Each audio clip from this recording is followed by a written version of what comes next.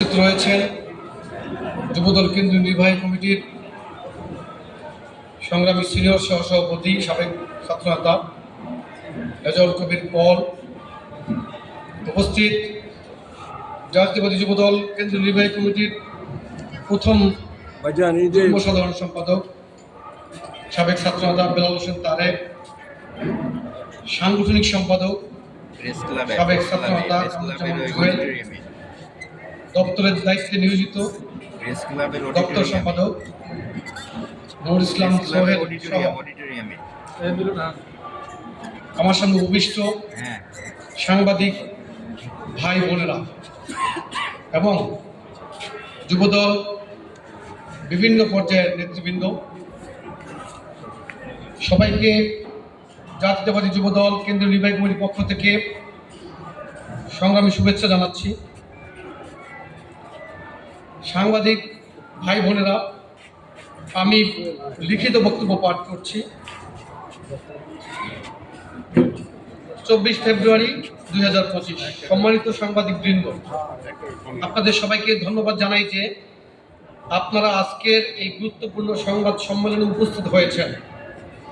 জাতীয়তাবাদী যুবদল কেন্দ্রীয় নির্বাহী কমিটির পক্ষ থেকে আজ আমরা একটি অত্যন্ত তাৎপর্যপূর্ণ ও নীতিগত সিদ্ধান্ত আপনাদের সামনে উপস্থাপন করতে এসেছি। জাতীয়তাবাদী যুবদল সবসময় সুশৃঙ্খল ও আদর্শিক রাজনৈতিক চর্চায় বিশ্বাস এবং কোনো রকমের বেআইনি, অনৈতিক ও সন্ত্রাসী কার্যকলাপকে প্রশ্রয় দেয় না। সংগঠনের আদর্শ পরিপন্থী কর্মকাণ্ডের প্রেক্ষাপটে জাতীয়তাবাদী যুবদল কেন্দ্রীয় নির্বাহী কমিটি কর্তৃক ইতোমধ্যে সারা দেশে প্রায় 60 জনের মতো যুবদল নেতৃবৃন্দকে শোকজ এবং প্রায় 140 জনের মতো নেতৃবৃন্দকে বহিষ্কার করা হয়েছে। এমনকি অপরাধীদের বিরুদ্ধে দেশের বিভিন্ন জায়গায় মামলা দায়ের করা হয়েছে।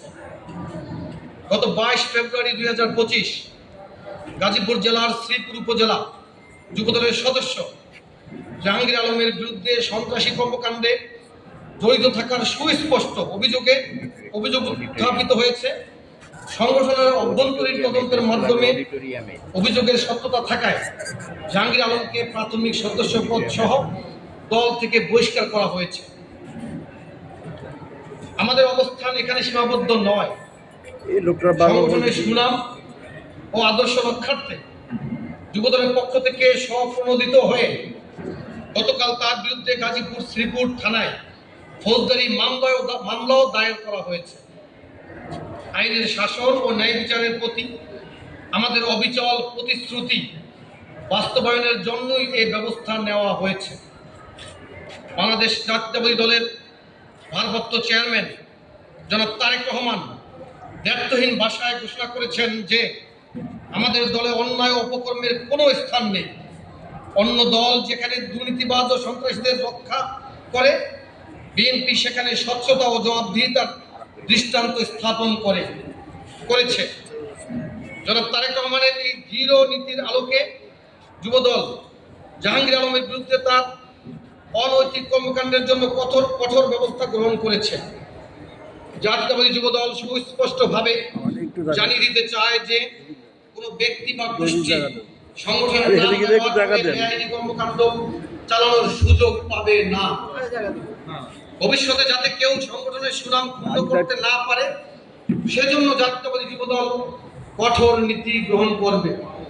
জাতীয়তাবাদী যুবদল কেন্দ্রীয় নির্বাহী কমিটির সভাপতি আব্দুল মোনেম মুন্না ও আমি সাধারণ সম্পাদক হিসাবে দলের সকল পর্যায়ের নেতা কর্মীদের এই বিষয়ে সতর্ক থাকার আহ্বান জানাচ্ছি। আমরা আইন শৃঙ্খলা রক্ষাকারী বাহিনীর প্রতি আহ্বান জানাই, তারা যেন নিরপেক্ষ তদন্তের মাধ্যমে দোষীদের বিরুদ্ধে দ্রুত ও যথাযথ আইনি ব্যবস্থা গ্রহণ করে। আপনারা যারা সংবাদ মাধ্যমের মাধ্যমে সত্য ন্যায়ের পক্ষে দাঁড়িয়ে আমাদের বার্তাকে জনগণের কাছে পৌঁছে দিচ্ছেন, আপনাদের প্রতি আমাদের আন্তরিক কৃতজ্ঞতা। আশা করি আপনারা আগামীতেও গণতন্ত্র ও ন্যায় বিচারের স্বার্থে যথাযথ দায়িত্ব পালন করবেন।